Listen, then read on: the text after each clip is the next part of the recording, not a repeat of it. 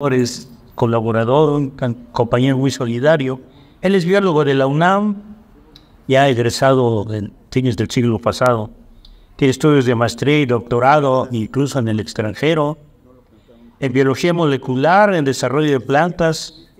Para el 2006 ya hizo su debut, profesor de educación media superior, ahí fuimos colegas.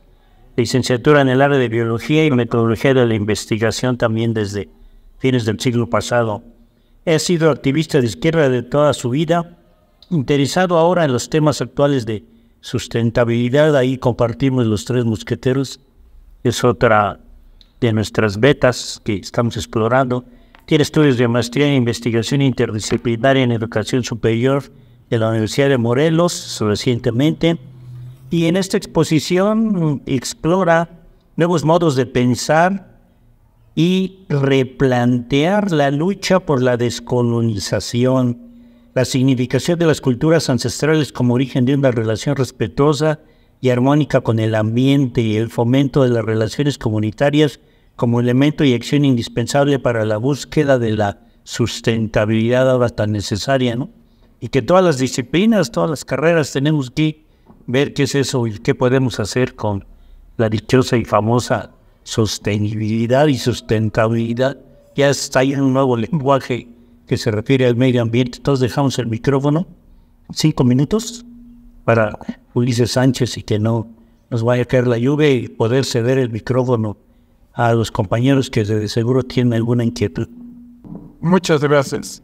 Más que exposición tengo preguntas, pero lo que es claro es que Rubén Jaramillo fue un personaje que nace en el 1900 y bueno, no mueren, lo asesinan junto con su familia en 1962.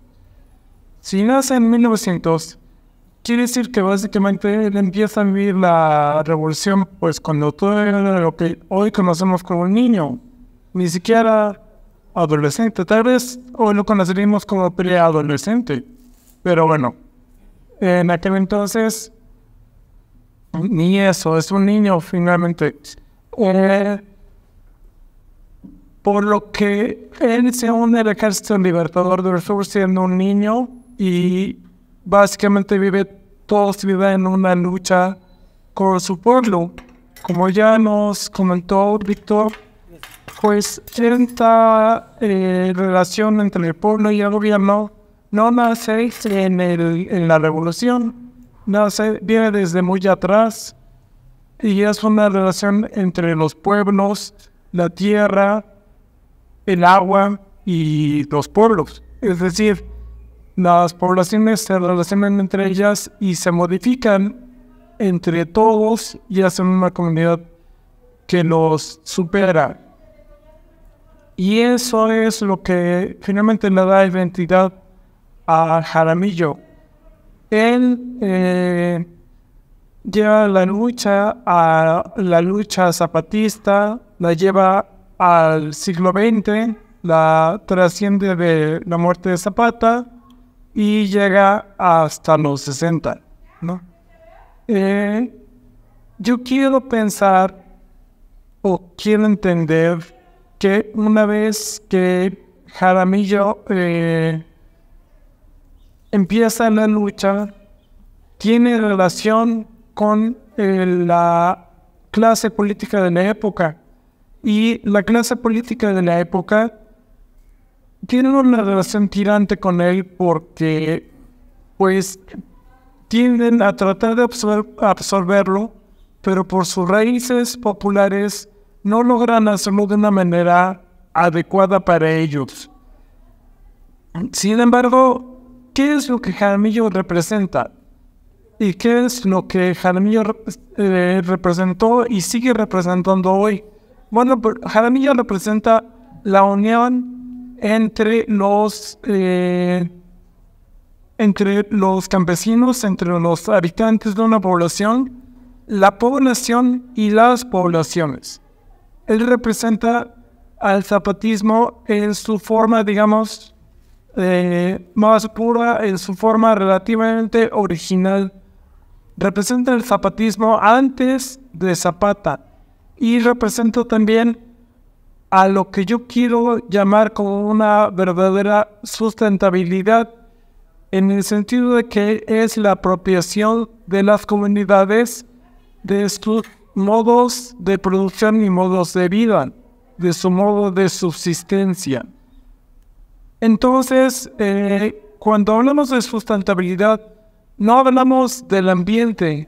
El ambiente es solamente uno de los elementos que forman parte de toda esta comunidad, y ese elemento, el ambiente, nos reúne para generar una entidad que va más allá del pueblo, una entidad que es benéfica tanto para los seres humanos como para los seres vivos en general, e inclusive para los seres no vivos, por ejemplo el agua o los minerales que vienen del volcán.